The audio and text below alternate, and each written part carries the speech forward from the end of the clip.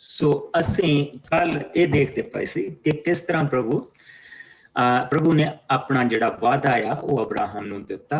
Abraham दे नाल उसने name बन्निया, लहू दे नाल वो नेम बन्निया गया। उस तो बाद ओही ने इसहाक नूं दिता। इसहाक तो बाद ओही प्रॉमिस लैके अगे उसका पुत्र जेकब चलिया और जेकब का नाम बदल के प्रभु ने इसराइल रखा। और उस तो ये 12 संताना जिहड़ियां पैदा हुई, 12 पुत्र एक धी जिहड़े पैदा होए, उन्होंने प्रभु उन्होंने 70 जन जिहड़े सीगे वो जोसफ दे राही प्रभु उन्होंने इजिप्ट के विच लैके गया, मिस्र के विच लैके गया। मिस्र दे विच उसने 17 तो एक बड़ी कौम तैयार की।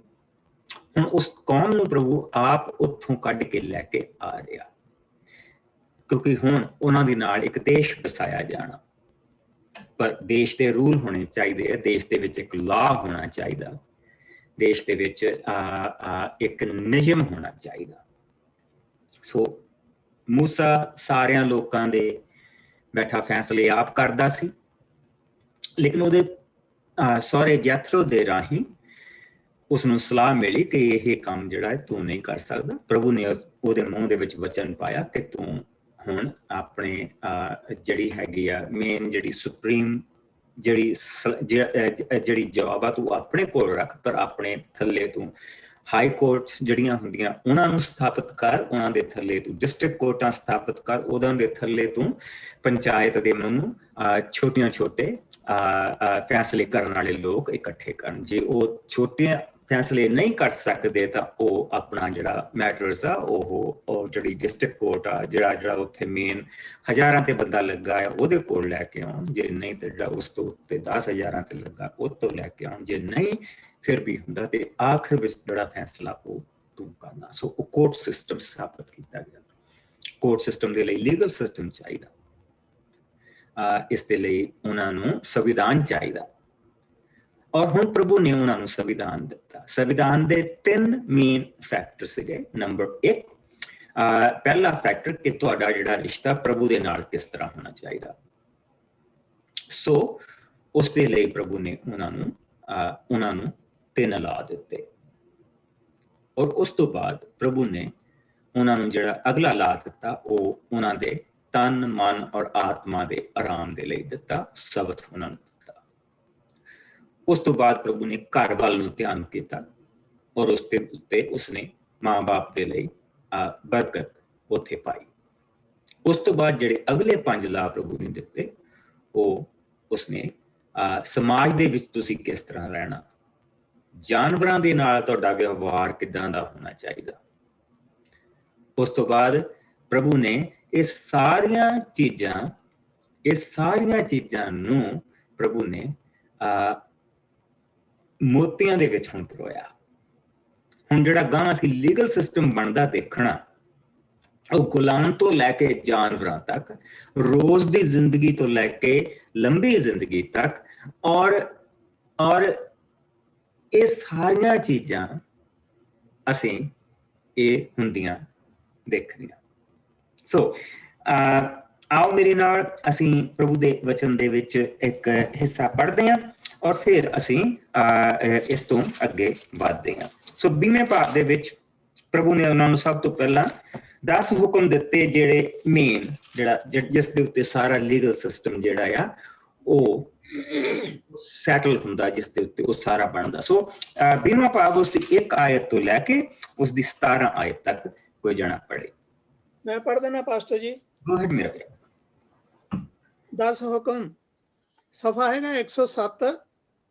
परमेश्वर ने यह सब कहा, मैं ही वो प्रभु परमेश्वर हाँ जो तुहानू मिस्र की गुलामी तो छुड़ा के लियाया हाँ।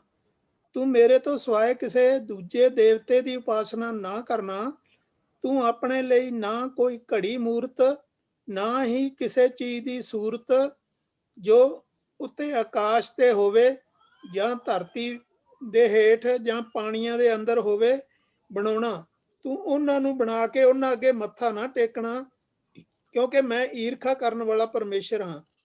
मैं उन्हां तो जो मैनू घृणा करदे हन अते मेरे विरुद्ध अपराध करदे हन ਉਹਨਾਂ ਦੇ ਬੱਚਿਆਂ ਤੋਂ ਬਦਲਾ ਲੈਂਦਾ ਹਾਂ, ਇੱਥੋਂ ਤੱਕ ਕਿ ਉਹਨਾਂ ਦੀ ਤੀਜੀ ਚੌਥੀ ਪੀੜ੍ਹੀਆਂ ਕੋਲੋਂ ਵੀ। ਪਰ ਉਹਨਾਂ ਹਜ਼ਾਰਾਂ ਤੇ ਆਪਣੀ ਦਇਆ ਕਰਦਾ ਹਾਂ ਜੋ ਮੈਨੂੰ ਪਿਆਰ ਕਰਦੇ ਅਤੇ ਮੇਰੇ ਹੁਕਮਾਂ ਦੀ ਪਾਲਣਾ ਕਰਦੇ ਹਨ। ਤੂੰ ਪ੍ਰਭੂ ਆਪਣੇ ਪਰਮੇਸ਼ਰ ਦਾ ਨਾਂ ਵਿਅਰਥ ਨਾ ਲੈਣਾ, ਕਿਉਂਕਿ ਪ੍ਰਭੂ ਆਪਣਾ ਨਾਂ ਵਿਅਰਥ ਲੈਣ ਵਾਲਿਆਂ ਨੂੰ ਦੋਸ਼ੀ ਠਹਿਰਾਉਂਦਾ ਹੈ। ਤੂੰ 7ਵੇਂ ਦਿਨ ਨੂੰ ਪਵਿੱਤਰ ਸਾਬਤ ਕਰਕੇ ਮੰਨਣਾ। 6 ਦਿਨ ਤੂੰ ਆਪਣੇ ਸਾਰੇ ਕੰਮ ਕਾਜ ਕਰਨਾ, ਪਰ 7ਵੇਂ ਦਿਨ ਨੂੰ ਤੂੰ ਪ੍ਰਭੂ ਆਪਣੇ ਪਰਮੇਸ਼ਰ ਦਾ ਸਾਬਤ ਕਰਕੇ ਮਨਾਉਣਾ। ਇਸ ਦਿਨ ਤੂੰ ਕੋਈ ਕੰਮ ਨਾ ਕਰਨਾ, ਨਾ ਤੂੰ, ਨਾ ਤੇਰਾ ਧੀ, ਨਾ ਤੂੰ, ਨਾ ਤੇਰਾ ਧੀ ਪੁੱਤਰ, ਨਾ ਤੇਰਾ ਨੌਕਰ ਨੌਕਰਾਣੀ, ਨਾ ਹੀ ਤੇਰਾ ਪਸ਼ੂ, ਇੱਥੋਂ ਤੱਕ ਕਿ ਤੇਰੇ ਘਰ ਠਹਿਰਿਆ ਪਰਦੇਸੀ ਵੀ। ਪ੍ਰਭੂ ਨੇ 6 ਦਿਨਾਂ ਵਿੱਚ ਬਰਕਤ, ਸਵਰਗ, ਧਰਤੀ, ਸਮੁੰਦਰ ਅਤੇ ਜੋ ਕੁਝ ਉਹਨਾਂ ਵਿੱਚ ਹੈ ਬਣਾਇਆ, ਪਰ 7ਵੇਂ ਦਿਨ ਉਸਨੇ ਆਰਾਮ ਕੀਤਾ। ਇਸ ਲਈ ਉਸਨੇ ਇਸ ਦਿਨ ਨੂੰ ਸਾਬਤ ਕਰਕੇ ਪਵਿੱਤਰ ਠਹਿਰਾਇਆ। ਤੂੰ ਆਪਣੇ ਮਾਂ ਪਿਓ ਦਾ ਆਦਰ ਕਰਨਾ, ਇਹ ਕਰਨ ਤੇ ਤੂੰ ਉਸ ਧਰਤੀ ਤੇ ਲੰਮੀ ਉਮਰ ਗੁਜ਼ਾਰੇਗਾ ਜੋ ਪ੍ਰਭੂ ਤੇਰਾ ਪਰਮੇਸ਼ਰ ਦੇਵੇਗਾ। ਤੂੰ ਕਤਲ ਨਾ ਕਰਨਾ, ਤੂੰ ਵਿਭਚਾਰ ਨਾ ਕਰਨਾ, ਤੂੰ ਚੋਰੀ ਨਾ ਕਰਨਾ, ਤੂੰ ਆਪਣੇ ਗੁਆਂਢੀ ਦੇ ਵਿਰੁੱਧ ਝੂਠੀ ਗਵਾਹੀ ਨਾ ਦੇਣਾ, ਤੂੰ ਆਪਣੇ ਗੁਆਂਢੀ ਦੀ ਕਿਸੇ ਚੀਜ਼ ਦੀ ਲਾਲਸਾ ਨਾ ਕਰਨਾ, ਨਾ ਉਸ ਦੀ ਪਤਨੀ ਦੀ, ਨਾ ਨੌਕਰ ਜਾਂ ਨੌਕਰਾਣੀ ਦੀ, ਨਾ ਬਲਦ ਜਾਂ ਗਧੇ ਦੀ, ਅਤੇ ਨਾ ਉਸ ਦੀ ਕਿਸੇ ਹੋਰ ਚੀਜ਼ ਦੀ। ਪੜ੍ਹੇ ਸੁਣੇ ਜਾਣ ਤੇ ਸਾਰਿਆਂ ਨੂੰ ਸ਼ੀਸ਼ ਬਰਕਤ ਮਿਲੇ। ਸੋ ਪ੍ਰਭੂ ਨੇ ਇਹ ਜਿਹੜਾ ਉਹਨਾਂ ਨੂੰ 10 ਕਮੈਂਡਮੈਂਟਸ ਦਿੱਤੀਆਂ, ਔਰ ਇਸ ਦੇ ਉੱਤੇ ਹੁਣ ਬਾਕੀ ਦੇ ਸਾਰੇ ਉਹਨਾਂ ਨੂੰ ਲਾਅ ਮਿਲਨੇ ਆ। ਉਹਨਾਂ ਦਾ ਲਾਈਫ ਸਟਾਈਲ ਕਿੱਦਾਂ ਦਾ ਹੋਣਾ ਚਾਹੀਦਾ, ਉਹਨਾਂ ਦੇ ਰਿਸ਼ਤਿਆਂ ਦੇ ਵਿੱਚ ਉਹਨਾਂ ਦੇ ਜਿਹੜੇ ਰਿਸ਼ਤੇ ਉਹ ਕਿਸ ਤਰ੍ਹਾਂ ਦੇ ਹੋਣੇ ਚਾਹੀਦੇ, ਪ੍ਰਭੂ ਦੇ ਨਾਲ ਉਹਨਾਂ ਦਾ ਰਿਸ਼ਤਾ ਕਿਸ ਤਰ੍ਹਾਂ ਹੋਣਾ ਚਾਹੀਦਾ, ਪ੍ਰਭੂ ਦੇ ਲੋਕਾਂ ਦੇ ਨਾਲ ਉਹਨਾਂ ਦਾ ਰਿਸ਼ਤਾ ਕਿਸ ਤਰ੍ਹਾਂ ਹੋਣਾ ਚਾਹੀਦਾ। ਪ੍ਰਭੂ ਨੇ ਕਬੀਲਿਆਂ ਨੂੰ ਉਹਨਾਂ ਦੇ ਕੰਮ ਸਮਝਾਉਣੇ ਆ, ਸਾਰੀਆਂ ਚੀਜ਼ਾਂ ਪ੍ਰਭੂ ਨੇ ਉਹਨਾਂ ਨੂੰ ਦੇਣੀਆਂ। ਔਰ ਇਹ ਇਸ ਕਰਕੇ ਅਸੀਂ ਜਿਸ ਵੇਲੇ ਪ੍ਰਭੂ ਦੇ ਬਚਨ ਦੇ ਵਿੱਚ ਹੁਣ ਅਸੀਂ ਅੱਗੇ ਜਾਣਾ, ਅੱਗੇ ਜਾ ਕੇ ਇੱਥੇ ਲੇਵੀਆਂ ਦੀ ਪੋਥੀ ਆਉਣੀ ਆ, ਗਿਣਤੀ ਦੀ ਪੋਥੀ ਆਉਣੀ ਆ, ਔਰ ਫਿਰ ਵਿਵਸਥਾ ਸਾਰ ਦੀ ਪੋਥੀ ਆਉਣੀ ਆ। ਵਿਵਸਥਾ ਸਾਰ ਦਾ ਮਤਲਬ ਜਿਹੜਾ ਹੁੰਦਾ ਉਹ ਬੇਸਿਕਲੀ ਸੰਵਿਧਾਨ ਹੁੰਦਾ। ਸੋ ਆਖਰੀ ਪੋਥੀ ਦੇ ਵਿੱਚ ਅਸੀਂ ਬਹੁਤ ਸਾਰੀਆਂ ਚੀਜ਼ਾਂ ਐਸੀਆਂ ਪੜ੍ਹਨੀਆਂ ਜਿਹੜੀਆਂ ਰੈਪੀਟੇਸ਼ਨ ਹੋਣੀਆਂ 5ਵੀਂ ਪੋਥੀ ਦੇ ਵਿੱਚ, ਔਰ ਸਾਰੀਆਂ ਨੂੰ ਇਹਨਾਂ ਨੂੰ 5 ਨੂੰ ਰਲਾ ਕੇ ਤੁਰੇਤ ਕਿਹਾ ਜਾਂਦਾ। ਤੁਰੇਤ ਜਿਹੜੀ ਟੋਰਾ ਜਿਹੜਾ ਪ੍ਰਭੂ ਨੇ ਇਹਨਾਂ ਨੂੰ ਦਿੱਤਾ ਸੀ ਇਸ ਤੋਂ ਪਹਿਲਾਂ ਕਿ ਉਹ ਆਪਣੀ ਧਰਤੀ ਤੇ ਜਿਹੜੀ ਉਹਨਾਂ ਨੂੰ ਦਿੱਤੀ ਗਈ ਉਹਦੇ ਵਿੱਚ ਦਾਖਲ ਹੋਣ। ਉਹਨਾਂ ਦੇ ਹੱਥ ਦੇ ਵਿੱਚ ਤੁਰੇਤ ਸੀ, ਉਹਨਾਂ ਦੇ ਹੱਥ ਦੇ ਵਿੱਚ ਟੋਰਾ ਸੀ। ਸੋ ਸਿਸਟਰ ਨੇ ਕੁਐਸਚਨ ਪੁੱਛਿਆ ਕਿ ਉਹ 70 ਸੀ ਕਿ 75 ਸੀ। ਅਸੀਂ ਗਾਂ ਜਾ ਕੇ ਜਿਹੜੇ ਨੰਬਰਸ ਦੇ ਵਿੱਚ ਜਾਣਾ ਤੇ ਉੱਥੇ ਕਈ ਵਾਰੀ ਸਾਨੂੰ ਗਿਣਤੀ 75 ਦੱਸੀ ਜਾਣੀ ਆ, ਲੇਕਿਨ ਜਿਸ ਵੇਲੇ ਅਸੀਂ ਇਹ ਮਿਸਰ ਦੇ ਵਿੱਚ ਆਏ ਆ ਤੇ ਉੱਥੇ ਸਾਰੇ ਟੱਬਰ ਦੀ ਗਿਣਤੀ ਕੀਤੀ ਗਈ ਆ। ਸੋ ਅਸੀਂ ਅਗਰ 46ਵਾਂ ਭਾਵ ਦੇਖੀਏ ਉਤਪਤ ਦਾ, 46ਵੇਂ ਭਾਵ ਦੇ ਵਿੱਚ ਸਾਰੇ ਟੱਬਰ ਦੀ ਜਿਹੜੀ ਗਿਣਤੀ ਕੀਤੀ ਗਈ ਕਿ ਯਾਕੂਬ ਦੇ ਟੱਬਰ ਦੇ ਕਿੰਨੇ ਲੋਕ ਸੀ, ਫਿਰ ਉਸ ਦੇ ਗਾਂ ਉਸ ਦੇ ਬੱਚਿਆਂ ਦੇ ਕੀ ਗਿਣਤੀ ਸੀ, ਉਹਨਾਂ ਦੇ ਬੱਚਿਆਂ ਦੀ ਕੀ ਗਿਣਤੀ ਸੀ। But I will let you focus on verse 26 ਇਸ ਦੀ ਜਿਹੜੀ 26ਵੀਂ ਆਇਤ ਆ, ਔਰ ਉਹ ਮੇਰਾ ਆਧਾਰ ਆ ਇਸ ਦਾ ਕਿ 70 ਲੋਕ ਸੀ। ਲੇਕਿਨ ਗਾਂ ਅਸੀਂ ਜਿਸ ਗਿਣਤੀ 'ਚ ਜਾਣਾ ਤੇ ਉੱਥੇ ਕਈ ਵਾਰੀ 75 ਲੋਕ ਵੀ ਆਉਣੇ। ਸੋ ਇਸ ਦਾ ਆਧਾਰ ਇਹ ਆ ਕਿ ਜਿਹੜੇ 26ਵੀਂ ਆਇਤ ਦੇ ਵਿੱਚ ਆਉਂਦੇ ਆ। ਇਸ ਤਰ੍ਹਾਂ ਯਾਕੂਬ ਦੇ ਟੱਬਰ ਦੇ ਕੁੱਲ ਲੋਕ ਉਸ ਦੀਆਂ ਨੋਹਾਂ ਨੂੰ ਕੱਢ ਕੇ 66 ਸਨ। ਸੋ ਇਹ ਜਿਹੜਾ ਅੱਖਰ ਇਹ ਗਾਂ ਜਾ ਕੇ ਜਿਹੜਾ ਕਈ ਵਾਰੀ ਇਸ ਨੂੰ ਉਹਨਾਂ ਨੇ ਹੁਣ ਇਹ ਕੱਲਾ ਇਹੋ ਹੀ ਨਹੀਂ ਉਹ ਕਹਿੰਦੇ ਕਿ 70 ਸੀ, ਬਹੁਤੇ ਇਹ ਵੀ ਕਹਿੰਦੇ ਹੈਗੇ ਕਿ ਉਹ 100-150 ਤੋਂ ਜ਼ਿਆਦਾ ਸੀ, ਕਿਉਂਕਿ ਜਿਹੜੀਆਂ ਸੰਤਾਨਾਂ ਛੋਟੀਆਂ ਸੀ ਉਹ ਨਹੀਂ ਗਿਣੀਆਂ ਗਈਆਂ, ਨੋਹਾਂ ਨਹੀਂ ਗਿਣੀਆਂ ਗਈਆਂ, ਉਹਨਾਂ ਦੀ ਗਿਣਤੀ ਜ਼ਿਆਦਾ ਸੀ। ਸੋ ਹਾਊ ਦੇ ਕਾਊਂਟ ਸਾਨੂੰ ਉਸ ਦਾ ਮਾੜਾ ਜਿਹਾ ਉੱਥੋਂ ਮਿਲਦਾ ਕਿ ਜਿਸਲੇ ਉਹ ਉੱਥੋਂ ਤੁਰਨ ਲੱਗੇ ਤਾਂ ਸਾਨੂੰ ਇਹ ਦੱਸਿਆ ਗਿਆ ਕਿ ਮਰਦਾਂ ਦੀ ਜਿਹੜੀ ਗਿਣਤੀ ਸੀ ਉਹ 6 ਲੱਖ ਸੀ, ਔਰ ਇਸ ਦੇ ਵਿੱਚ ਔਰਤਾਂ ਤੇ ਬੱਚੇ ਨਹੀਂ ਸੀ। ਪ੍ਰਭੂ ਯਿਸੂ ਮਸੀਹ ਨੇ ਜਿਸਲੇ ਖਾਣਾ ਖਿਲਾਇਆ ਤੇ ਉਹਨਾਂ ਨੇ ਕਿਹਾ ਕਿ ਮਰਦਾਂ ਦੀ ਗਿਣਤੀ ਜਿਹੜੇ ਉੱਥੇ ਸੀ ਉਹ 5000 ਸੀ, ਔਰ ਔਰਤਾਂ ਤੇ ਬੱਚਿਆਂ ਨੂੰ ਨਹੀਂ ਗਿਣਿਆ ਗਿਆ। ਸੋ ਸਮਹਾਉ ਹਿਬਰੂ ਕਲਚਰ ਦੇ ਵਿੱਚ ਇਹ ਗਿਣਤੀ ਇਸ ਤਰ੍ਹਾਂ ਕੀਤੀ ਜਾਂਦੀ ਹੈ, ਔਰ ਉਸ ਦਾ ਕਾਰਨ ਇਹ ਹੈ ਕਿ ਹਸਬੈਂਡ ਔਰ ਵਾਈਫ ਨੂੰ ਇੱਕ ਯੂਨਿਟ ਗਿਣਿਆ ਜਾਂਦਾ, ਉਸਨੂੰ ਦੋ ਨਹੀਂ ਗਿਣਿਆ ਜਾਂਦਾ ਇਬਰਾਨੀ ਕਲਚਰ ਦੇ ਵਿੱਚ। ਔਰ ਇਹਨਾਂ ਚੀਜ਼ਾਂ ਨੂੰ ਅਸੀਂ ਅੱਗੇ ਜਾ ਕੇ ਨਵੇਂ ਨਿਯਮ ਦੇ ਵਿੱਚ ਜਾ ਕੇ ਇਸ ਨੂੰ ਅਸੀਂ ਚੰਗੀ ਤਰ੍ਹਾਂ ਦੇਖਾਂਗੇ, ਕਿਉਂਕਿ ਉਹ ਕਹਿੰਦੇ ਆ ਕਿ ਇੱਕ ਤੋਂ ਦੋ ਬਣਾਏ ਗਏ ਸੀ, ਪ੍ਰਭੂ ਨੇ ਇੱਕ ਬਣਾਇਆ ਤਾਂ ਫਿਰ ਉਹਨਾਂ ਤੋਂ ਦੋ ਬਣਾਏ ਗਏ। ਸੋ ਐਕਚੁਅਲੀ ਹਸਬੈਂਡ ਐਂਡ ਵਾਈਫ ਜਿਹੜਾ ਆ ਉਹ ਦੋਨੋਂ ਇੱਕ, and that's how they count. ਠੀਕ, ਸੋ ਉਹਨਾਂ ਦੇ ਜਿਹੜੇ ਮਿਸਰ ਤੋਂ ਆਏ ਸੀ, ਯੂਸਫ ਦੇ ਦੋ ਪੁੱਤਰਾਂ ਨੇ ਪਹਿਲਾਂ ਹੀ ਮਿਸਰ ਵਿੱਚ ਸਨ, ਜਿਨ੍ਹਾਂ ਦੇ ਨਾਲ ਮਿਲਾ ਕੇ ਉਹਨਾਂ ਦੀ ਕੁੱਲ ਗਿਣਤੀ 70 ਸੀ। ਸੋ ਹੁਣ ਇੱਥੇ ਕੁਐਸਚਨ ਕਈ ਵਾਰੀ ਰੇਜ਼ ਹੋ ਜਾਂਦਾ ਪਈ, ਓਕੇ ਉਹ ਤਾਂ 3 ਸੀ, ਫਿਰ 69 ਕਿਉਂ ਨਹੀਂ ਕਿਹਾ, right? So yes, it's a few people here and there, ਅਸੀਂ ਕਹਿ ਸਕਦੇ ਹਾਂ ਅਪ ਐਂਡ ਡਾਊਨ ਹੈਗਾ। ਮੈਂ ਮੰਨਣ ਨੂੰ ਤਿਆਰ ਹਾਂ ਕਿ ਇਸ ਮੋਰ ਦੈਨ 150 people ਜਿਸ ਲਈ ਉਹ ਆਏ, ਕਿਉਂਕਿ ਉਹਨਾਂ ਦੇ ਨਾਲ ਉਹਨਾਂ ਦੇ ਕਾਮੇ ਵੀ ਹੈ ਜਿਨ੍ਹਾਂ ਦੀ ਗਿਣਤੀ ਨਹੀਂ ਕੀਤੀ ਗਈ, ਔਰ ਉਹ ਵੀ ਬਾਅਦ ਦੇ ਵਿੱਚ ਇਸਰਾਇਲ, ਔਰ ਦੱਸਿਆ ਕਿ ਹੋਰ ਵੀ ਬਹੁਤ ਸਾਰੀਆਂ ਕੌਮਾਂ ਉਹਨਾਂ ਦੇ ਨਾਲ ਬਾਹਰ ਨਿਕਲੀਆਂ, ਜਿਹੜੀਆਂ ਅਸੀਂ ਗਾਂ ਜਾ ਕੇ ਪੜਾਂਗੇ। ਸੋ ਪ੍ਰਭੂ ਨੇ ਲੇਕਿਨ ਸਾਨੂੰ ਇੰਨਾ ਪਤਾ ਕਿ ਜਿਸ ਲਈ ਉਹ ਨਿਕਲ ਕੇ ਉੱਥੋਂ ਗਏ ਆ ਤਾਂ ਉਹਨਾਂ ਦੀ ਗਿਣਤੀ ਜਿਹੜੀ ਹੈ ਉਹ 6 ਲੱਖ ਪਲੱਸ ਸੀ। ਸੋ ਇਸ ਵੇਲੇ ਉਹ ਇੱਕ ਜਿਹੜਾ ਮੇਰਾ ਮੇਨ ਫੋਕਸ ਆ ਉਹ ਇਹ ਆ ਕਿ ਇਸ ਵੇਲੇ ਉਹਨਾਂ ਦੀ ਗਿਣਤੀ ਇੰਨੀ ਹੋ ਚੁੱਕੀ ਆ ਕਿ ਉਹ ਇੱਕ ਦੇਸ਼ ਬਸਾ ਸਕਦੇ, ਔਰ ਦੇਸ਼ ਬਸਾਉਣ ਦੇ ਲਈ ਅਗਰ ਤੁਸੀਂ ਗੁਲਾਮਾਂ ਨੂੰ ਦੇਸ਼ ਦੇ ਵਿੱਚ ਉਦਾਂ ਹੀ ਛੱਡਦੇ ਹੋ ਤੇ ਉਹਨਾਂ ਦੇ ਕੋਲ ਕੋਈ ਸੰਵਿਧਾਨ ਨਾ ਹੋਵੇ, ਉਹਨਾਂ ਦੇ ਕੋਲ ਕੋਈ ਕਾਨੂੰਨ ਨਾ ਹੋਵੇ, ਉਹਨਾਂ ਦੇ ਕੋਲ ਕੋਈ ਲਾਅ ਨਾ ਹੋਵੇ, ਤਾਂ ਉਹ ਕੀ ਦੇਸ਼ ਨੂੰ ਸੰਭਾਲ ਸਕਣਗੇ? ਕਦੇ ਵੀ ਨਹੀਂ। ਸੋ ਪ੍ਰਭੂ ਨੇ ਉਹਨਾਂ ਨੂੰ ਕੌਮ ਬਣਾਇਆ, ਦੇਸ਼ ਉਹਨਾਂ ਨੂੰ ਮਿਲਣਾ, ਦੇਸ਼ ਦਾ ਲੀਗਲ ਸਿਸਟਮ ਪ੍ਰਭੂ ਨੇ ਉਹਨਾਂ ਨੂੰ ਬਿਲਕੁਲ ਨਵਾਂ ਲੀਗਲ ਸਿਸਟਮ ਦੇ ਕੇ ਹੁਣ ਉੱਥੇ ਘੱਲਣਾ, ਔਰ ਜਿਸ ਦੀ ਬੁਨਿਆਦ ਅਸੀਂ 10 ਕਮੈਂਡਮੈਂਟਸ ਜਿਹੜੀਆਂ ਅਸੀਂ ਦੇਖ ਹਟੇ ਹਾਂ। ਸੋ ਹੁਣ ਜਿਹੜੀ ਮੇਨ ਚੀਜ਼ ਆਉਂਦੀ ਆ ਉਹ ਇਹ ਆ ਕਿ ਲੋਕਾਂ ਦਾ ਜਿਹੜਾ ਡਰ, ਔਰ ਅਸੀਂ ਪਿੱਛੇ ਵੀ ਦੇਖਿਆ ਕਿ ਪ੍ਰਭੂ ਜਿਹੜਾ ਜਿਸਲੇ ਪ੍ਰਭੂ ਉੱਥੇ ਉਤਰਿਆ ਤਾਂ ਉਹ ਬੱਦਲ ਔਰ ਅੱਗ ਦੇ ਵਿੱਚ ਉੱਥੇ ਉਤਰਿਆ, ਔਰ ਉਸਨੇ ਜਿਸਲੇ ਉਹ ਉੱਥੋਂ ਉਹਨਾਂ ਨੇ ਗਰਜਣਾ ਸੁਣੀਆਂ, ਬੱਦਲਾਂ ਦੀਆਂ ਗਰਜਣਾ ਸੁਣੀਆਂ, ਉਹਨਾਂ ਨੇ ਜਿਸਲੇ ਨਗਾੜਿਆਂ ਦੀ ਆਵਾਜ਼ ਸੁਣੀ, ਬਈ ਰਾਜਿਆਂ ਦਾ ਰਾਜਾ ਧਰਤੀ ਤੇ ਆ ਰਿਹਾ ਔਰ ਆਪਣੀ ਪੂਰੀ ਗਲੋਰੀ ਦੇ ਵਿੱਚ ਆ ਰਿਹਾ। ਸੋ ਜੇ ਉਹ ਧਰਤੀ ਤੇ ਆ ਰਿਹਾ ਤੇ ਧਰਤੀ ਤਾਂ ਬਈ ਹਿੱਲਣੀ ਆ। ਜੇ ਫਰਿਸ਼ਤਾ ਧਰਤੀ ਤੇ ਪੈਰ ਰੱਖਦਾ ਤੇ ਧਰਤੀ ਹਿੱਲਦੀ ਆ, ਤੇ ਉਹਦਾ ਰਾਜਿਆਂ ਦਾ ਰਾਜਾ ਜਿਹੜਾ ਆ ਰਿਹਾ। ਔਰ ਪ੍ਰਭੂ ਜਿਸਲੇ ਉੱਥੇ ਆਇਆ, ਜਿਸਲੇ ਉਸਨੇ ਆਪਣੇ ਲੋਕਾਂ ਦੇ ਨਾਲ ਗੱਲ ਕੀਤੀ, ਤਾਂ ਉਹ ਜਿਹੜੇ ਲੋਕ ਸੀਗੇ ਅੱਗੇ ਬੈਠੇ ਉਹ ਡਰ ਗਏ। ਸੋ ਹੁਣ ਡਰ ਕੇ ਕੀ ਕਹਿੰਦੇ ਪਏ, ਆਓ ਅਸੀਂ 18 ਤੋਂ 21 ਤੱਕ ਦੇਖੇ। ਮੈਂ ਪੜ੍ਹਨਾ ਪਾਸੇ ਗੋ ਅਹੈਡ ਮੇਰਾ ਵੀਰਾ ਜੀ। ਲੋਕਾਂ ਦਾ ਡਰ। ਪਰ ਜਦੋਂ ਲੋਕਾਂ ਗਰਜਣਾ ਸੁਣੀਆਂ, ਬਿਜਲੀਆਂ ਚਮਕਦੀਆਂ ਦੇਖੀਆਂ ਅਤੇ ਤੇਜ਼ ਬਿਗਲਦੀ ਆਵਾਜ਼ ਸੁਣੀ, ਪਹਾੜ ਤੋਂ ਧੂਆਂ ਉੱਠਦਾ ਦੇਖਿਆ, ਤਾਂ ਉਹ ਬਹੁਤ ਡਰ ਗਏ ਅਤੇ ਦੂਰ ਜਾ ਕੇ ਖੜੇ ਹੋ ਗਏ। ਉਹਨਾਂ ਨੇ ਮੂਸਾ ਨੂੰ ਕਿਹਾ, ਸਾਡੇ ਨਾਲ ਤੂੰ ਹੀ ਗੱਲਬਾਤ ਕਰ, ਅਸੀਂ ਮਰ ਜਾਵਾਂਗੇ ਜੇਕਰ ਪਰਮੇਸ਼ਵਰ ਸਾਡੇ ਨਾਲ ਕਰੇਗਾ। ਮੂਸਾ ਨੇ ਲੋਕਾਂ ਨੂੰ ਕਿਹਾ, ਤੁਸੀਂ ਡਰੋ ਨਾ, ਪਰਮੇਸ਼ਵਰ ਤੁਹਾਨੂੰ ਕੇਵਲ ਪਰਖਣ ਆਇਆ ਹੈ ਕਿ ਤੁਸੀਂ ਹਮੇਸ਼ਾ ਉਸ ਤੋਂ ਡਰੋ ਅਤੇ ਪਾਪ ਨਾ ਕਰੋ। ਪਰ ਲੋਕ ਦੂਰ ਹੀ ਖੜੇ ਰਹੇ ਅਤੇ ਮੂਸਾ ਧੁੱਪ ਹਨੇਰੇ ਕੋਲ ਗਿਆ ਜਿੱਥੇ ਪਰਮੇਸ਼ਵਰ ਸੀ। ਪਰਮੇਸ਼ਵਰ ਸੀ।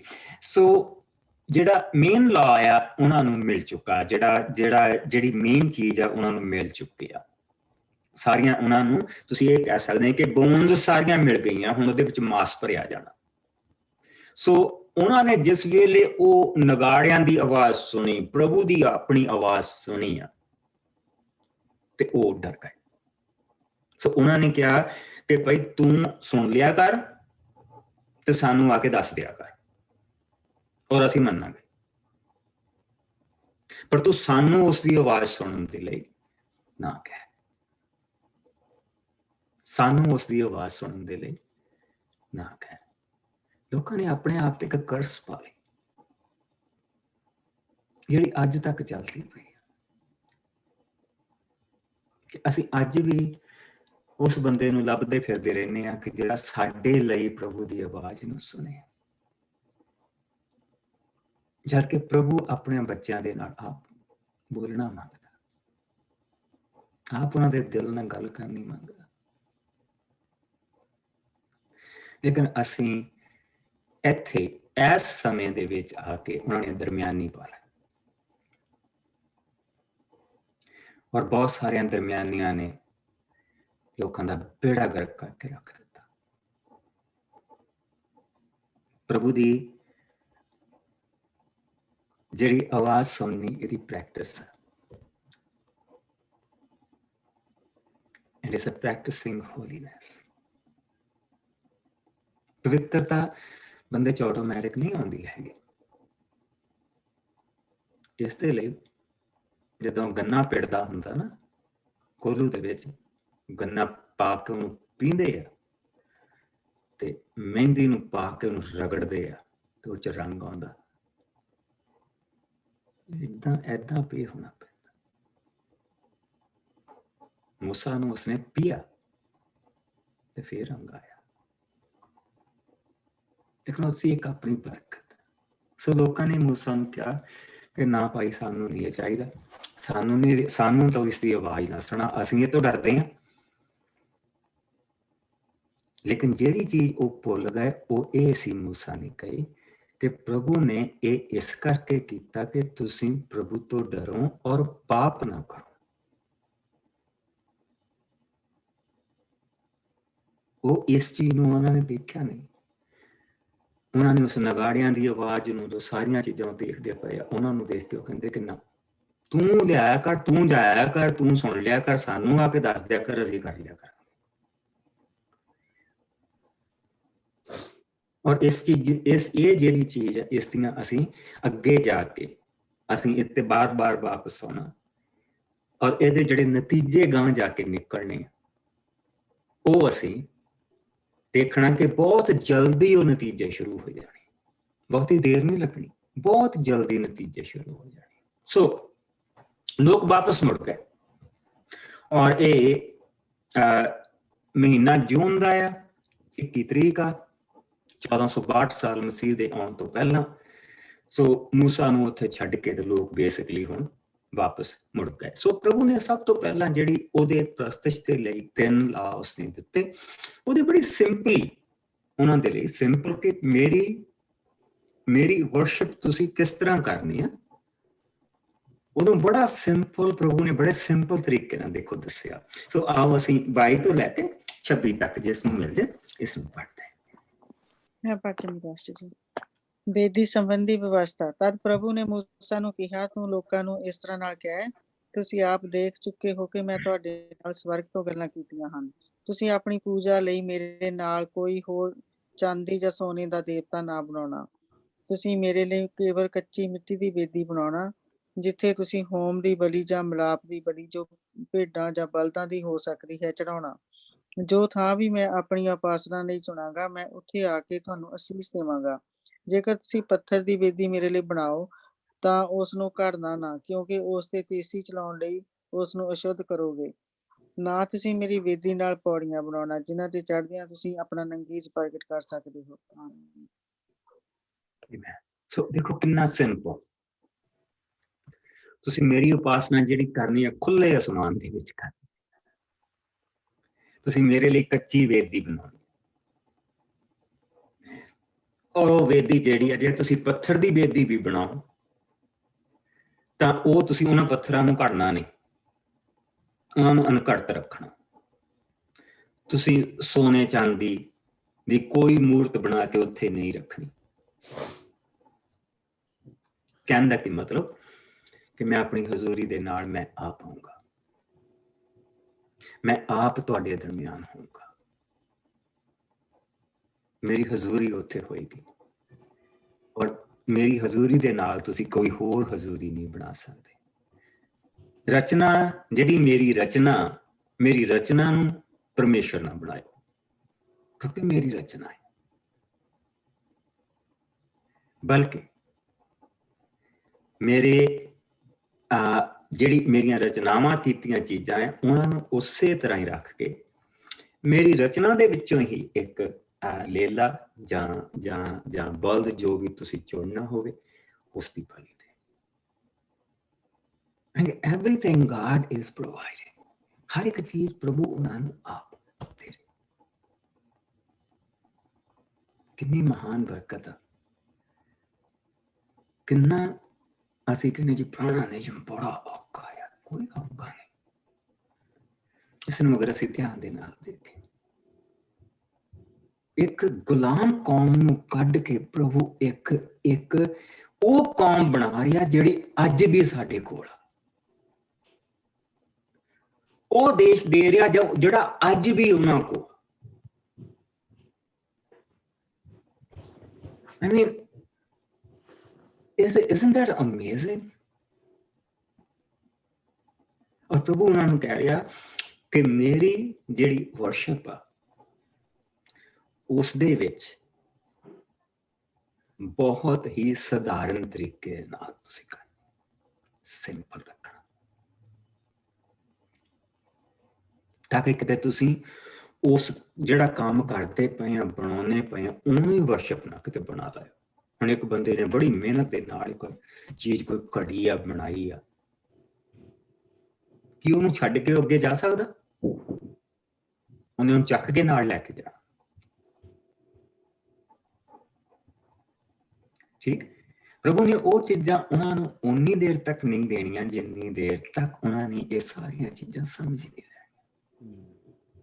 ਸੋ ਹੁਣ ਜਿਹੜਾ ਪ੍ਰੋਸੈਸ ਉਸਨੇ ਸ਼ੁਰੂ ਕੀਤਾ, ਉਸਨੇ ਬਹੁਤ ਹੀ ਸਿੰਪਲ ਪ੍ਰੋਸੈਸ ਸ਼ੁਰੂ ਕੀਤਾ।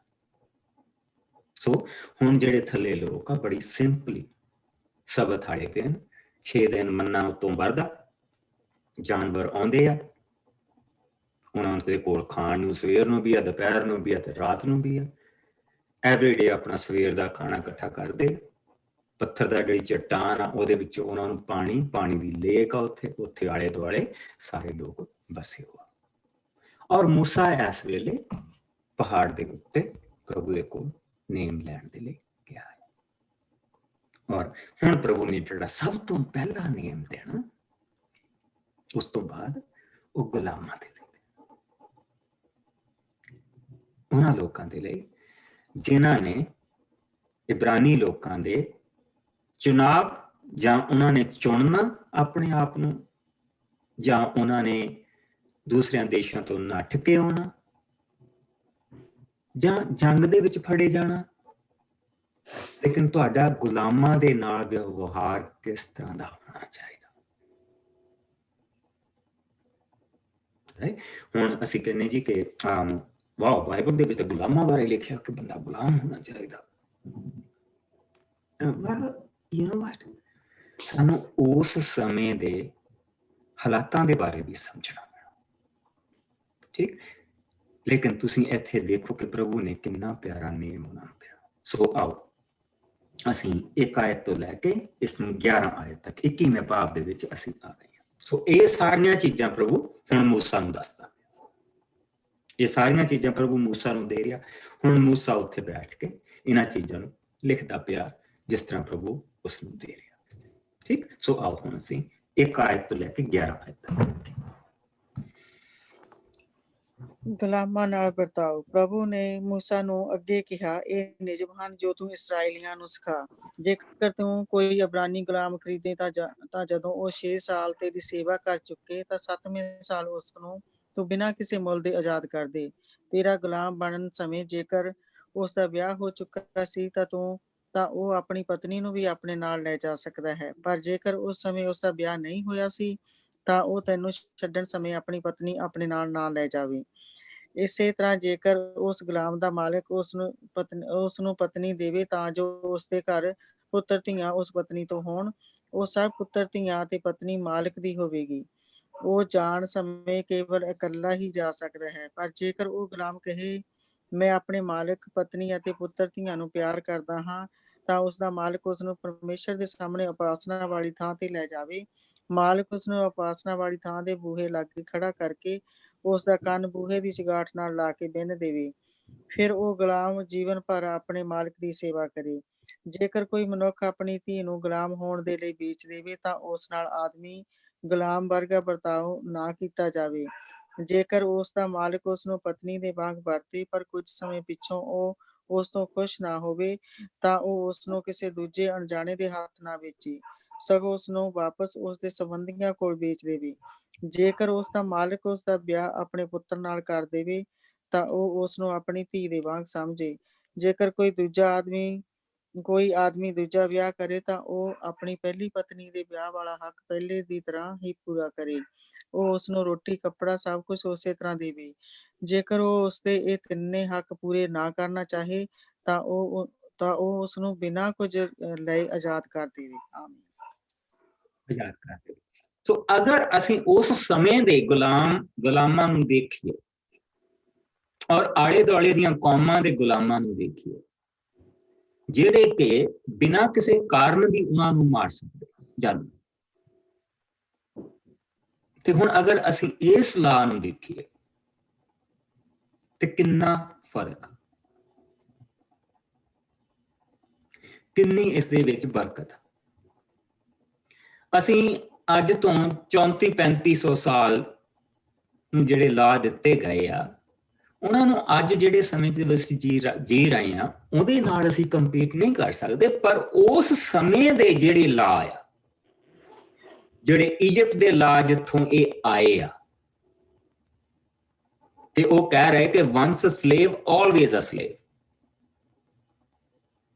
ਯਾਨੀ ਕਿ ਸਲੇਵ ਦੀਆਂ ਸੰਤਾਨਾਂ ਵੀ ਸਲੇਵ ਆ, ਗਾਂ ਉਹਨਾਂ ਦੇ ਬੱਚੇ ਵੀ ਸਲੇਵ ਆ, ਉਹਨਾਂ ਦੇ ਗਾਂ ਬੱਚਿਆਂ ਦੇ ਬੱਚੇ ਵੀ ਗੁਲਾਮ। ਲੇਕਿਨ ਜਿਹੜਾ ਪ੍ਰਭੂ ਉਹਨਾਂ ਨੂੰ ਦੇ ਰਿਹਾ, ਇਹ ਇੱਕ ਬਹੁਤ ਵੱਡੀ ਵੱਖਰੀ ਚੀਜ਼ ਹੈ। ਜਿਸ ਲਈ ਸੋਕੇ ਪੈਂਦੇ ਸੀ, ਬਹੁਤ ਸਾਰਿਆਂ ਲੋਕਾਂ ਨੂੰ ਆਪਣੀ ਇਸ ਹਾਲਤ ਦੇ ਵਿੱਚ ਜਾਣਾ ਪੈਂਦਾ ਸੀ, ਜਿਉਂਦੇ ਰਹਿਣ ਦੇ ਲਈ ਜਾਣਾ ਪੈਂਦਾ ਸੀ। ਕਿੰਨੇ ਲੋਕ ਉਸ ਸੋਕੇ ਦੇ ਸਮੇਂ ਦੇ ਵਿੱਚ, ਜਿਸ ਵੇਲੇ ਉੱਥੇ ਅਨਾਜ ਨਹੀਂ ਪੈਦਾ ਹੋ ਰਿਹਾ ਸੀ ਔਰ ਯੂਸਫ ਦੇ ਕੋਲ ਅਨਾਜ ਲੈਣ ਦੇ ਲਈ ਗਏ ਆ, ਕਿੰਨੇ ਹੋਰ ਕੌਮਾਂ ਨੇ ਆਪਣੇ ਆਪ ਨੂੰ ਫੈਰੋ ਦੇ ਗੁਲਾਮ ਬਣਾਇਆ ਜਿਉਂਦੇ ਰਹਿਣ ਦੇ ਲਈ। ਉਹ ਇਸ ਚੀਜ਼ ਤੋਂ ਬੜੇ ਖੁਸ਼ ਆ ਕਿ ਤੂੰ ਸਾਡੀਆਂ ਜਾਨਾਂ ਬਚਾ ਲਈਆਂ, ਸਾਡੀਆਂ ਜਾਨਾਂ ਬਚਾ ਲਈਆਂ। ਕਿਉਂਕਿ ਫੂਡ ਜਿਹੜਾ ਸੀਗਾ, ਖਾਣਾ ਜਿਹੜਾ ਸੀ, ਬੜੀ ਰੇਅਰਟੀ ਸੀ।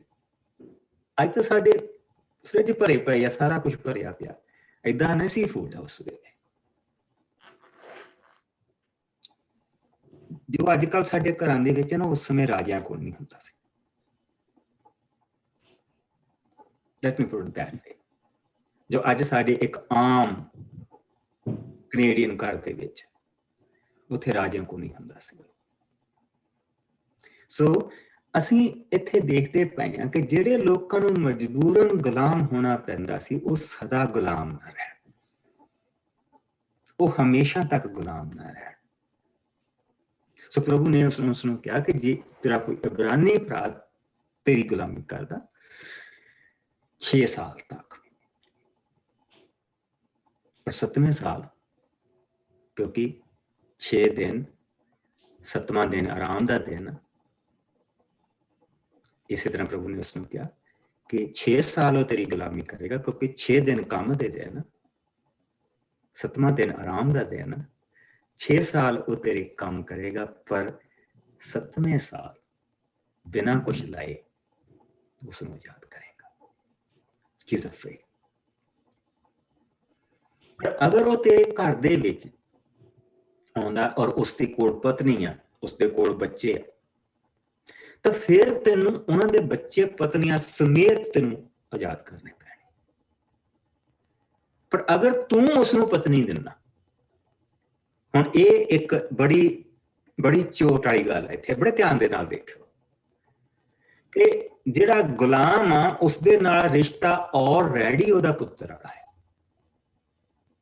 ਉਸਦੇ ਨਾਲ ਉਹਦਾ ਰਿਸ਼ਤਾ ਆਲਰੇਡੀ ਭਲਾ ਹੈ। ਤਾਂ ਉਸਨੇ ਪਤਨੀ ਉਸਨੂੰ ਦਿੱਤੀ ਹੈ, ਪਤਨੀ ਉਸਨੇ ਆਪਣੇ ਘਰ ਦੇ ਵਿੱਚ ਉਸਨੂੰ ਦਿੱਤੀ ਹੈ। ਪਰ ਜੇ ਉਹ ਕਹੇ ਕਿ ਨਹੀਂ, 7ਵੇਂ ਸਾਲ ਕਹੇ ਮੈਂ ਨਹੀਂ ਇੱਥੇ ਰਹਿਣਾ, ਮੈਂ ਤਾਂ ਆਜ਼ਾਦ ਹੋਣਾ, ਤਾਂ ਫਿਰ ਤੂੰ ਉਸਨੂੰ ਕਹੇ ਕਿ ਤੂੰ ਜਾ ਸਕਦਾ, ਪਰ ਇਹ ਜਿਹੜੇ ਬੱਚੇ ਆ ਤੇ ਇਹ ਪਤਨੀਆਂ, ਇਹ ਇੱਥੇ ਰਹਿਣਗੇ। पर जे वो कहे कि नहीं, एंड 99.9% वो ऑलरेडी बच्चों के वांग रह रहे होंगे सी, ऑलरेडी उन्हां दा बहुत बड़ा एक एक एक एक खिताब हुंदा सी उस घर दे विच। और फिर तुम उसनूं ਜਿਹੜਾ ਤੁਹਾਡਾ ਮੰਦਰ ਆ ਜਾਂ ਜਿਹੜੀ ਤੁਹਾਡਾ ਕਹਿਣ ਦਾ ਮਤਲਬ ਕਿ ਜਿੱਥੇ ਸਾਰੇ ਲੋਕ ਇਕੱਠੇ ਆ, ਉੱਥੇ ਲਿਜਾ ਕੇ ਦਰਵਾਜ਼ੇ ਦੇ ਨਾਲ ਉਸਨੂੰ ਖੜਾ ਕਰਕੇ ਔਰ ਉਸਨੂੰ ਆਪਣੀ ਚੀਜ਼ ਜੋ ਕਹਿਣਾ ਮੰਗਦਾ ਉਸਨੂੰ ਕਹਿ ਲੈਣ ਦੇਈ, ਤਾਂ ਫਿਰ ਉਸ ਦੇ ਕੰਨ ਦੇ ਵਿੱਚ ਇੱਥੇ ਮੁੰਦਰ ਪਾ ਦਿੱਤੀ ਜਾਂਦੀ ਸੀ। ਔਰ ਉਸਨੂੰ ਉਸ ਤੋਂ ਬਾਅਦ ਗੁਲਾਮ ਨੂੰ ਨਹੀਂ ਦੇਖਿਆ ਜਾਂਦਾ ਸੀ, ਉਸਨੂੰ ਧੀਆਂ ਪੁੱਤਰਾਂ ਤੋਂ ਵੀ ਵੱਧ ਸਮਝਿਆ ਜਾਂਦਾ ਸੀ ਕਿ ਇਹ ਆਪਣੇ ਮਾਲਕ ਤੇ ਉਸ ਦੇ ਘਰਾਣੇ ਨੂੰ ਬਹੁਤ ਪਿਆਰ ਕਰਦਾ, ਔਰ ਉਸਨੂੰ ਡੂਲੋਸ ਕਿਹਾ ਜਾਂਦਾ ਸੀ। ਔਰ ਸੰਤ ਪੌਲ ਨੇ ਬਹੁਤ ਵਾਰੀ ਆਪਣੇ ਆਪ ਦੇ ਲਈ ਵਰਤਿਆ ਦਾ ਡੂਲੋਸ ਆਫ ਕ੍ਰਾਈਸਟ। ਇਹ ਜਿਹੜੀਆਂ ਸਭ ਤੋਂ ਪਹਿਲਾਂ ਪ੍ਰਭੂ ਨੇ ਉਹਨਾਂ ਨੂੰ ਗੁਲਾਮਾਂ ਦੇ ਲਈ ਇਹ ਚੀਜ਼ਾਂ ਦਸੀਆਂ, ਔਰ ਫਿਰ ਉਸਨੇ ਕਿਹਾ ਕਿ ਇਸ ਚੀਜ਼ ਨੂੰ ਕਦੀ ਨਾ ਭੁੱਲਿਓ ਕਿ ਤੁਸੀਂ ਵੀ ਗੁਲਾਮ ਸੀ, ਔਰ ਪ੍ਰਭੂ ਨੇ ਤੁਹਾਨੂੰ ਆਜ਼ਾਦੀ ਦਿੱਤੀ।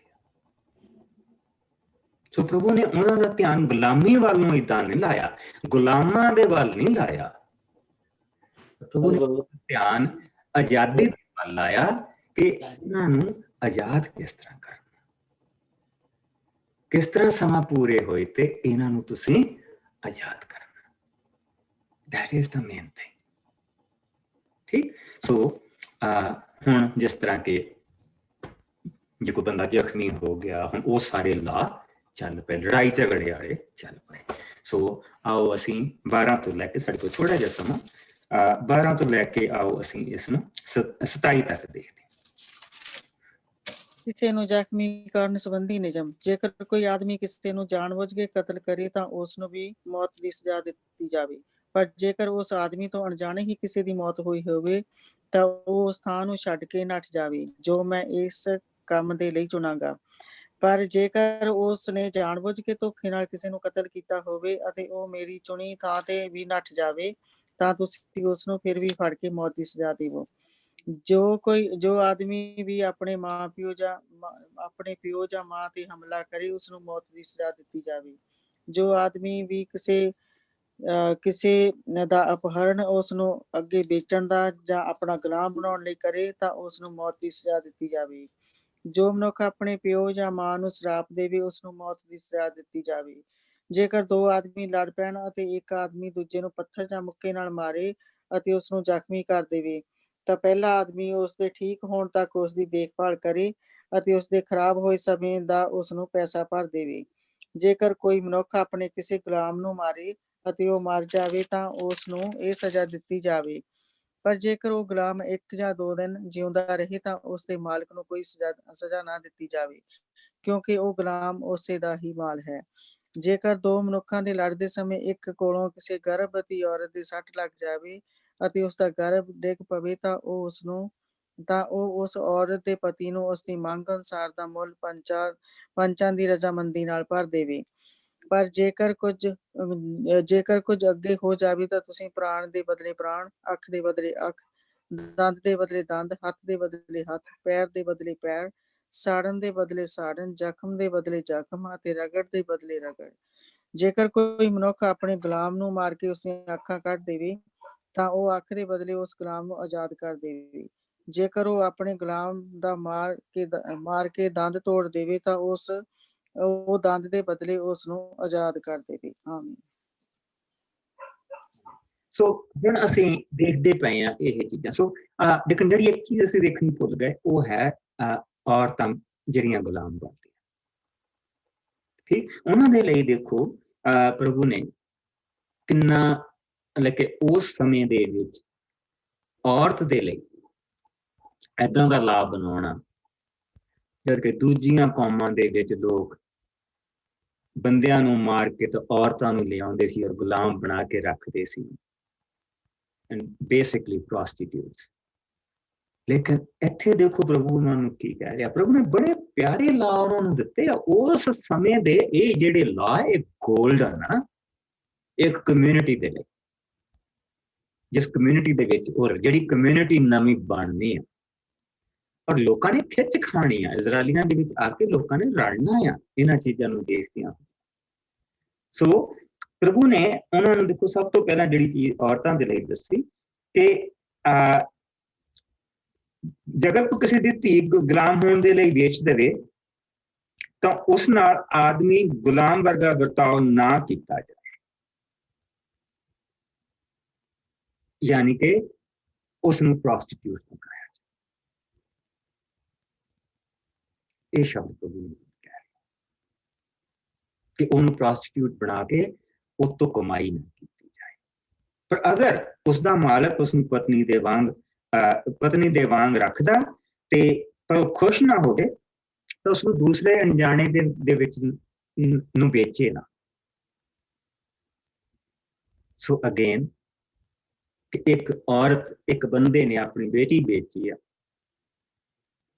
ਔਰ ਉਹ ਤੂੰ ਉਸਨੂੰ ਪ੍ਰੋਸਟੀਟਿਊਟ ਨਹੀਂ ਬਣਾਉਣਾ ਔਰ ਦੂਸਰਾ ਤੂੰ ਆਪਣਾ ਜਿਹੜੇ ਤੇਰੇ ਮਨ ਭਰ ਜਾਏ ਤੇ ਗਾਂ ਨਹੀਂ ਵੇਚੋ। ਤੂੰ ਉਸਦੀ ਗਰੀਬੀ ਦਾ ਫਾਇਦਾ ਨਹੀਂ ਉਠਾ, ਉਸਨੂੰ ਉਸਦੇ ਮਾਂ-ਬਾਪ ਨੂੰ ਵਾਪਸ ਕਰ, ਇੱਕ ਆਜ਼ਾਦ ਦੇ। ਕਿੰਨੀ ਬਰਕਤ ਹੈ ਇਹਨਾਂ ਚੀਜ਼ਾਂ ਚ। ਉਹਨਾਂ ਦਿਨਾਂ ਦੇ ਵਿੱਚ ਇਹ ਚੀਜ਼ਾਂ ਇਸ ਅਮੇਜ਼ਿੰਗ। ਸੋ ਗਾਂ ਉਸਨੇ ਕਤਲ ਦੇ ਬਾਰੇ ਦੱਸਿਆ ਕਿ ਅਗਰ ਕੋਈ ਬੰਦਾ ਕਤਲ ਕਰਦਾ ਤੇ ਕਤਲ ਮੌਤ ਦਾ ਮੌਤ, ਸਿੰਪਲ ਇਸਦਾ। ਪਰ ਅਗਰ ਕਿਸੇ ਦੇ ਕੋਲ ਗਲਤੀ ਦੇ ਨਾਲ ਮੌਤ ਹੋ ਜਾਂਦੀ ਹੈ ਤੇ ਉਹਨਾਂ ਦੇ ਵਿੱਚ ਇੱਕ ਸ਼ਹਿਰ ਬਣਨੇ, ਅਸੀਂ ਗਾਂ ਜਾ ਕੇ ਉਹਨੂੰ ਖੋਲ ਕੇ ਦੇਖਣਾ, ਉਹ ਸ਼ਹਿਰ ਸ਼ਰਨਾਰਥੀ ਸ਼ਹਿਰ, ਉਹ ਬੰਦਾ ਉੱਥੇ ਜਾ ਕੇ ਸ਼ਰਨ ਲੈ ਸਕਦਾ ਲੇਕਿਨ ਉਸ ਸ਼ਹਿਰ ਤੋਂ ਬਾਹਰ ਨਹੀਂ ਜਾ ਸਕਦਾ, ਉਸੇ ਸ਼ਹਿਰ ਤੇ ਰਹੇਗਾ ਕਿਉਂਕਿ ਉਹ ਸ਼ਹਿਰ ਸਿਰਫ ਉਹਨਾਂ ਲੋਕਾਂ ਦੇ ਲਈ ਆ ਜਿਹਨਾਂ ਕੋਲ ਗਲਤੀ ਦੇ ਨਾਲ ਕੋਈ ਕੰਮ ਹੋ ਗਿਆ ਔਰ ਉਹਨਾਂ ਦੇ ਮਨ ਦੇ ਵਿੱਚ ਉਹ ਨਹੀਂ ਸੀ ਔਰ ਉੱਥੇ ਜਾ ਕੇ ਰਹਿ ਸਕਦੇ। ਪਰ ਅਗਰ ਉਹ ਸ਼ਹਿਰ ਤੋਂ ਬਾਹਰ ਜਾਂਦੇ ਆ ਤੇ ਫਿਰ ਮੌਤ ਦਾ ਉਹਨਾਂ ਦੇ ਉੱਤੇ ਲਾਗੂ। ਅਸੀਂ ਗਾਂ ਜਾ ਕੇ ਚੀਜ਼ ਦੇਖਾਂਗੇ। ਹਾਲੇ ਗਾਂ ਹੋਰ ਇਸ ਨੂੰ ਖੁੱਲ ਕੇ ਆਉਣਾ, ਜਿਸ ਲੇਵੀਆਂ ਦੀ ਪੋਥੀ ਆਉਣੀ ਆ, ਨੰਬਰਸ ਆਉਣੀ ਆ, ਉਹਨਾਂ ਦੇ ਵਿੱਚ ਸਾਰੀਆਂ ਚੀਜ਼ਾਂ ਫਿਰ ਹੋ ਜਾਣਗੀਆਂ। ਔਰ ਜੇ ਕੋਈ ਆਦਮੀ, ਦੇਖੋ 16ਵੀਂ ਆਇਤ ਦੇਖੋ ਧਿਆਨ ਦੇ ਨਾਲ, 15ਵੀਂ ਆਇਤ, ਜੇ ਕੋਈ ਆਦਮੀ ਆਪਣੇ ਮਾਂ ਪਿਓ ਤੇ ਹਮਲਾ ਕਰੇ ਤਾਂ ਉਸ ਨੂੰ ਮੌਤ ਦੀ ਸਜ਼ਾ। ਵਾਹਿ ਮੈਂ ਤੁਹਾਡਾ ਪਾਪਾ ਔਰ ਤੁਸੀਂ ਜਿਸਲੇ ਉਹ ਕਰਦੇ ਹੋ ਤੁਸੀਂ ਮੇਰੀ ਨਿੰਦਾ ਕਰਦੇ ਹੋ। ਅੱਗੇ ਦੇਖੋ, ਜੇਕਰ ਕੋਈ ਆਦਮੀ ਕਿਸੇ ਦਾ ਅਪਹਰਣ ਉਸਨੂੰ ਅੱਗੇ ਵੇਚਣ ਜਾਂ ਆਪਣਾ ਗੁਲਾਮ ਬਣਾਉਣ ਦੇ ਲਈ ਕਰੇ ਤਾਂ ਉਸਨੂੰ ਮੌਤ ਦੀ ਸਜ਼ਾ। ਜਾਣਗੇ ਤੁਸੀਂ ਜ਼ਬਰਦਸਤੀ ਕਿਸੇ ਨੂੰ ਗੁਲਾਮ ਨਹੀਂ ਕਰਨਾ। ਔਰ ਯਰਮਾਇਆ ਦੇ ਇੱਕ ਸਮੇਂ ਦੇ ਵਿੱਚ ਇਹੋ ਹੀ ਪਾਪ ਹੁੰਦੇ ਪਏ ਸੀ, ਜਿਹੜੇ ਉਹਨਾਂ ਨੂੰ ਫਿਰ 70 ਸਾਲ ਦੀ ਗੁਲਾਮੀ ਦੇ ਵਿੱਚ ਸਾਰੀ ਕੌਮ ਨੂੰ ਜਾਣ ਪਿਆ ਸੀ। ਇਹ ਕੰਮ ਹੁੰਦੇ ਪਏ ਸੀ। ਤੁਸੀਂ ਜ਼ਬਰਦਸਤੀ ਕਿਸੇ ਦੀ ਜਾਇਦਾਦ ਨੂੰ ਧੋਖੇ ਦੇ ਨਾਲ ਨਹੀਂ ਲੈਣਾ, ਧੋਖੇ ਦੇ ਨਾਲ ਕਿਸੇ ਨੂੰ ਆਪਣੇ ਗੁਲਾਮ ਨਹੀਂ ਬਣਾਉਣਾ। ਅਗਰ ਇਹ ਸਾਬਤ ਹੋ ਜਾਂਦਾ ਕਿ ਇਸ ਬੰਦੇ ਨੇ ਜ਼ਬਰਦਸਤੀ ਧੋਖੇ ਦੇ ਨਾਲ ਕਿਸੇ ਨੂੰ ਗੁਲਾਮ ਬਣਾਇਆ, ਉਸ ਬੰਦੇ ਨੂੰ ਮੌਤ ਦੀ ਸਜ਼ਾ ਦਿੱਤੀ ਜਾਏ। ਕਿੰਨੇ ਪਿਆਰੇ ਲਾ ਪ੍ਰਭੂ ਨੇ ਦਿੱਤੇ ਆ। ਸਖਤ ਹੈ, ਯਸ, ਸਖਤ ਹੈ, ਬਿਲਕੁਲ ਸਖਤ, ਲੇਕਿਨ ਇੱਕ ਨਵੀਂ ਕੌਮ ਬਣਨ ਜਾ ਰਹੀ ਆ, ਇੱਕ ਨਵਾਂ ਦੇਸ਼ ਵਸਣ ਜਾ ਰਿਹਾ ਜਿਸ ਦੇ ਲਈ ਪ੍ਰਭੂ ਇਹ ਤਿਆਰੀਆਂ ਕਰਦਾ ਪਿਆ। ਸੋ ਅੱਗੇ ਤੁਸੀਂ ਦੇਖੋ ਕਿ ਜੇਕਰ ਕੋਈ ਲੜ ਪਵੇ ਔਰ ਪੱਥਰ ਦੇ ਮੁੱਕੇ ਦੇ ਨਾਲ ਮਾਰੇ ਤਾਂ ਜਿਹੜਾ ਬੰਦੇ ਨੇ ਉਸਨੂੰ ਮਾਰਿਆ ਉਹਦੀ ਦੇਖਭਾਲ ਕਰੇ ਔਰ ਦੂਜੇ ਬੰਦੇ ਦਾ ਜਿਹੜਾ ਸਮਾਂ ਖਰਾਬ ਹੋਇਆ ਉਸਦੇ ਲਈ ਭਰੇ। ਅੱਜ ਦੀਆਂ ਇੰਸ਼ੋਰੈਂਸ ਕੰਪਨੀਆਂ ਇਹੋ ਹੀ ਲਾਭ ਵਰਤਦੀਆਂ ਪਈਆਂ ਕਿ ਨਹੀਂ? ਜਿਹੜੇ ਕਾਰ ਦਾ ਐਕਸੀਡੈਂਟ ਹੋ ਜਾਂਦਾ, ਸੱਟ ਲੱਗ ਜਾਂਦੀ, ਉਹ ਕਹਿੰਦੇ ਕਿ ਤੇਰਾ ਸਮਾਂ ਖਰਾਬ ਹੋਇਆ, ਤੇਰੀ ਜੌਬ ਦਾ ਕਿੰਨਾ ਖਰਾਬ, ਸਾਨੂੰ ਉਹ ਦਿੰਦੇ ਆ। ਫਿਰ ਪੇਨ ਜਿਹੜੀ ਸਾਡੇ ਹੋਈ ਆ, ਸਾਰੀਆਂ ਚੀਜ਼ਾਂ ਉਹਦਾ ਦਿੰਦੇ ਆ, ਸਾਡਾ ਇਲਾਜ ਕਰਾਉਂਦੇ ਆ। ਕਿੱਥੋਂ ਇਹ ਲਾ ਆਏ? ਸਾਰੇ ਇੱਥੋਂ ਆਏ। ਇਹ ਲਾ ਸੀ ਸਾਰੇ ਦੇ ਸਾਰੇ। ਹਾਂ, ਕੁਛ ਇੱਕ ਫਰਕ ਆ ਜਿਹੜੇ ਅੱਜ, ਲੇਕਿਨ ਉਹ ਹੁਣ ਜ਼ਮਾਨੇ ਵੀ ਨਹੀਂ, ਟਾਈਮ ਬਦਲ ਗਏ। ਲੇਕਿਨ ਫਿਰ ਵੀ ਦੇਖੀਏ ਤੇ ਲਾ ਸਾਰੇ ਦੇ ਸਾਰੇ ਇੱਥੋਂ ਹੀ ਆਏ। ਅੱਗੇ ਦੇਖੋ, ਕਹਿੰਦਾ ਜੇਕਰ ਕੋਈ ਮਨੁੱਖ ਆਪਣੇ ਕਿਸੇ ਗੁਲਾਮ ਨੂੰ ਮਾਰੇ ਤਾਂ ਉਹ ਮਰ ਜਾਵੇ ਤਾਂ ਉਸ ਨੂੰ ਸਜ਼ਾ ਦਿੱਤੀ ਜਾਵੇ। ਪਰ ਜੇ ਅਗਰ ਉਹ ਗੁਲਾਮ 1 ਜਾਂ 2 ਦਿਨ ਤੱਕ ਜਿਉਂਦਾ ਰਹੇ ਤਾਂ ਆਪਣੇ ਮਾਲਕ ਨੂੰ ਕੋਈ ਸਜ਼ਾ ਨਾ ਦਿੱਤੀ ਜਾਵੇ, ਕਿਉਂਕਿ ਉਹ ਗੁਲਾਮ ਵੀ ਉਸਦਾ ਮਾਲ ਹੈ। ਲੇਕਿਨ ਅੱਗੇ ਦੇਖੋ ਧਿਆਨ ਦੇਣਾ, ਜੇਕਰ 2 ਮਨੁੱਖ ਆਪਸ ਵਿੱਚ ਲੜਦੇ ਹਨ, ਇੱਕ ਦੇ ਕੋਲੋਂ ਗਰਭਵਤੀ ਔਰਤ ਦੇ ਸੱਟ ਲੱਗ ਜਾਂਦੀ ਆ, ਬੱਚਾ ਉਸਦਾ ਨਹੀਂ ਰਹਿੰਦਾ, ਤੇ ਜੋ ਉਸਦਾ ਬਾਪ ਉਸਦੀ ਕੀਮਤ ਕਰੇ ਉਹ ਭਰੇ। ਅਗਰ ਉਹ ਮਰ ਜਾਂਦੀ ਹੈ ਤਾਂ ਉਸਨੂੰ ਮੌਤ ਦੀ ਸਜ਼ਾ, ਉਸਨੂੰ ਮੌਤ ਦੀ ਸਜ਼ਾ ਮਿਲੇ। ਗਾਂ ਅੱਖ ਦੇ ਬਦਲੇ ਅੱਖ, ਪੈਰ ਦੇ ਬਦਲੇ ਪੈਰ, ਦੰਦ ਦੇ ਬਦਲੇ ਦੰਦ, ਇਹ ਸਾਰੀਆਂ ਚੀਜ਼ਾਂ। ਹੁਣ ਦੇਖੋ, ਪ੍ਰਭੂ ਨੇ ਗੁਲਾਮਾਂ ਦੇ ਲਈ ਫਿਰ 2 ਲਾ ਦੇਣੇ ਉਹਨਾਂ ਨੂੰ। ਜੇਕਰ ਕੋਈ ਮਨੁੱਖ ਆਪਣੇ ਗੁਲਾਮ ਨੂੰ ਮਾਰ ਕੇ ਉਸਦੀ ਅੱਖ ਕੱਢ ਦੇਵੇ ਤਾਂ ਉਸਨੂੰ ਅੱਖ ਦੇ ਬਦਲੇ ਉਸ ਗੁਲਾਮ ਨੂੰ ਆਜ਼ਾਦ ਕਰ ਦੇ। ਕੁੱਟ ਮਾਰ ਦੇ, ਜੇ ਤੁਸੀਂ ਕੁੱਟ ਮਾਰ ਕੀਤੀ ਹੈ ਉਸਨੂੰ ਆਜ਼ਾਦ ਕਰਦਾ ਹੈ। ਜੇਕਰ ਉਹ ਗੁਲਾਮ ਨੂੰ ਮਾਰ ਕੇ ਉਸਦਾ ਦੰਦ ਤੋੜ ਦੇਵੇ ਤਾਂ ਉਸ ਗੁਲਾਮ ਨੂੰ ਆਜ਼ਾਦ ਕਰਦਾ।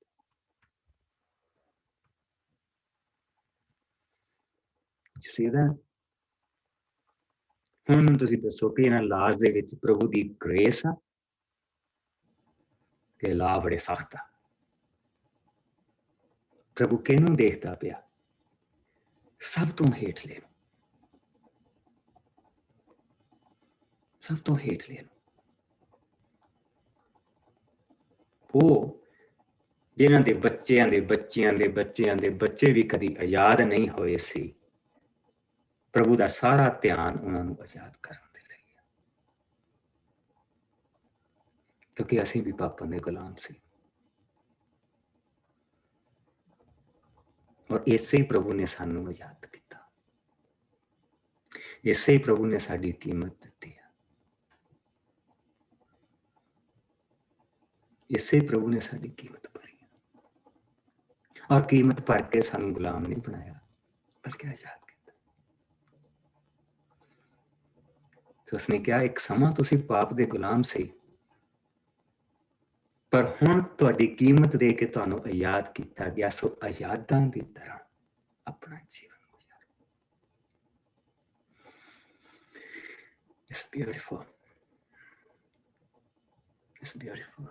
ਬਾਕੀ ਕੱਲ ਨੂੰ ਦੇਖਾਂਗੇ।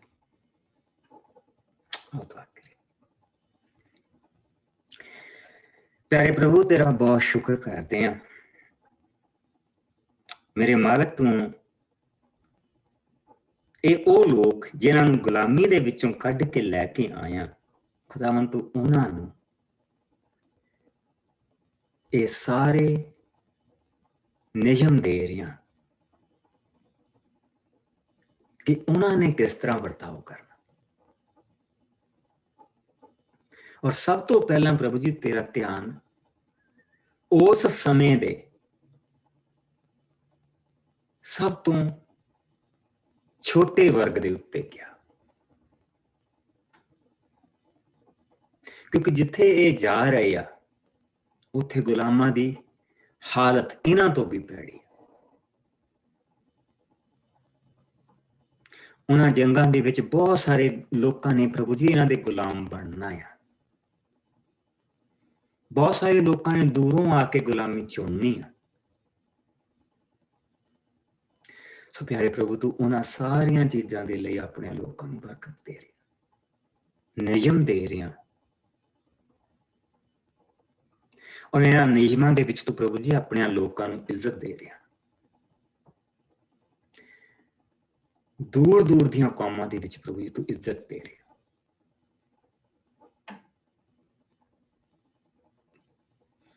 ਪਿਆਰੇ ਪ੍ਰਭੂ ਅਸੀਂ ਤੇਰਾ ਸ਼ੁਕਰ ਕਰਦੇ ਹਾਂ, ਅਸੀਂ ਕੁਛ ਵੀ ਨਹੀਂ ਸੀ ਖੁਦਾਵੰਦ, ਤੂੰ ਸਾਨੂੰ ਚੁਣਿਆ ਔਰ ਸਾਨੂੰ ਵੱਖਰੇ ਕੀਤਾ ਔਰ ਆਪਣੇ ਬਣਾਇਆ ਤਾਂ ਕਿ ਪ੍ਰਭੂ ਜੀ ਅਸੀਂ ਇਸ ਧਰਤੀ ਤੇ ਉਹ ਜੀਵਨ ਗੁਜ਼ਾਰੀਏ ਜਿਸ ਨੂੰ ਦੇਖ ਕੇ ਦੂਜੇ ਤੇਰੇ ਵੱਲ ਖਿੱਚ ਖਾਣ।